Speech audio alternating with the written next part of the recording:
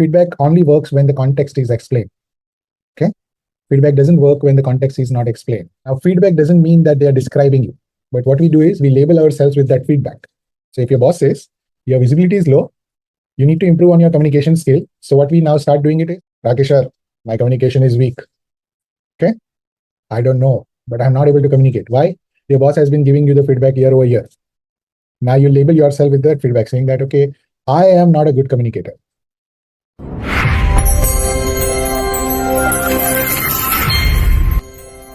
We talk about the fears. Day before yesterday, we talk about how do we probably create our vision.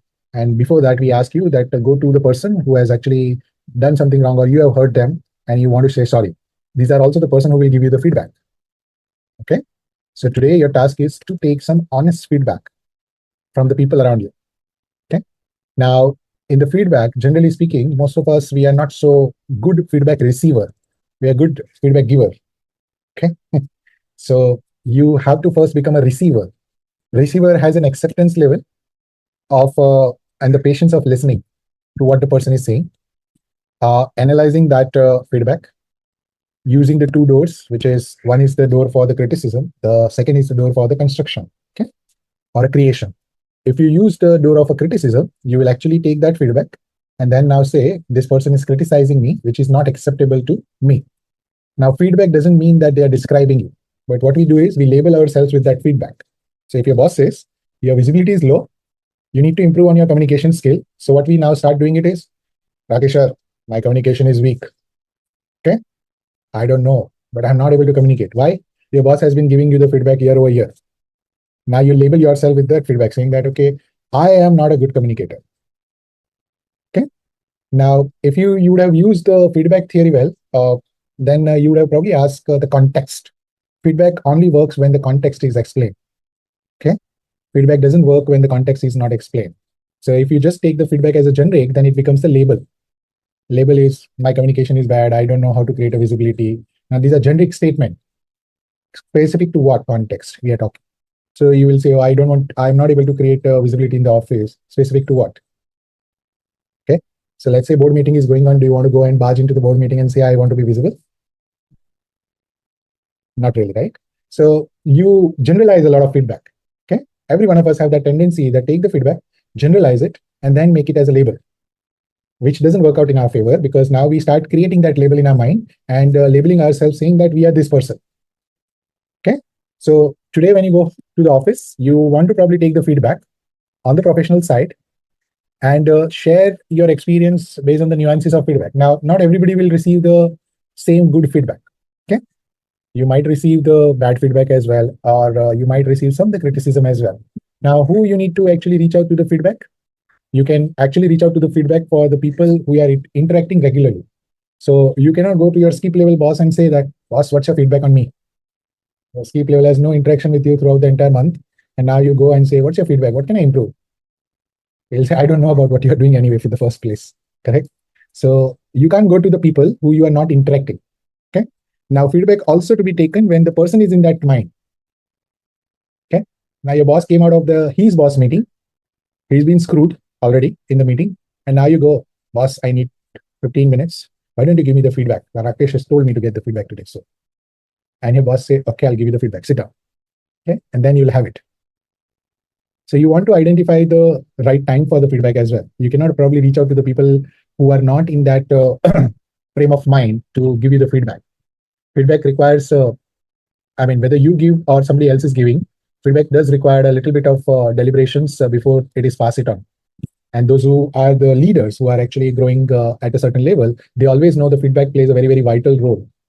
Okay. And you cannot just give the feedback just like a freebies.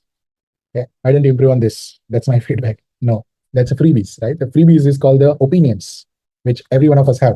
Okay. So differentiate between the opinions and the feedback. Opinions are people are telling that, okay, you might be weak in the communication. But while you're speaking to your vendors, clients, your teammates, your other stakeholders, they feel like, yeah, he is doing really well. No problem at all. So that is an opinion. Why? Because their exposure level with you is very less. That's why it is an opinion. Okay.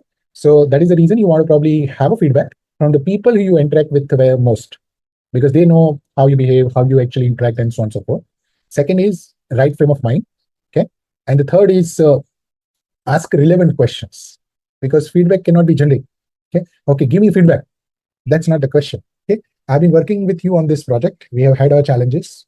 Client has gone up, down. Okay, ultimately as a team, we actually won. But I want to understand what are a couple of things that comes to your mind, which I feel I can actually make better. Okay. Now, if you ask this question, now the person has a context. Context is we did this together. We had a lot of interaction, a lot of communication. In that context, what did you find my behavior to be, my interaction to be, which can be changed? Making sense so far? Yeah. Now, that is where you'll be getting the right feedback. Otherwise, if you go with the generic words, then you will only get the opinions and the labels. So be very careful when you are looking for the feedback. Most of us, when our appraisal cycle, we just go and see, okay, sir, what's your feedback on my work? Yeah. Boss has been out for last 1 month. You haven't had a touch with your boss. Okay. You meet only once in a month, and then you are asking a feedback in the appraisal system. And what do they look at? Data, which you have provided, isn't it? The data is KPIs, KRAs. Okay, I have done this. And the boss will have the subjective memory. Okay, when he has done this, he screwed up on this. When he has done this, he screwed up on that. Now the boss will give you the feedback based on the memory. And why does it happen? Because we never had the periodic interaction. So set frequency interaction with them, because then you can document that feedback. And based on that documented feedback, you collect that feedback at the end of the year and say, hey, we have had a series of feedbacks that we have actually compiled. I just put up together as a summary. If you want to have a look at it before we have an appraisal discussion. Okay. So you want to play smart by giving them the what you have actually achieved based on their feedback, what has been changed for you. And that will give your boss an understanding, yeah, this guy has improved even though he's not in touch with me. Making sense? Otherwise, it is a memory race where you are just asking your boss, okay, boss, I've been working with you for 2 years. I'm right for the promotion. What's your feedback? And your boss will remind you where you have screwed up, because that's their job, isn't it? So they'll just pick up the things which you have screwed up. Okay. So feedback, giving and receiving feedback. Today we'll first receive it. Then I'll ask you to give as well tomorrow so that you can actually learn how to give. Okay. So feedback is a beautiful thing to improve in ourselves, only provided that you are open to receive the feedback and you are open to learn from that, not just for the sake of taking the feedback. Okay? Because most of the time, how many of you have seen your appraisal system after your appraisal system is over and cycle is over? Nobody, right? It is only used for that season period. Mangoes aaye, khaye, khatam. Isn't it? That's how we use the appraisal system. And that is the reason the appraisal system is always flawed. It doesn't reflect the person's true potential.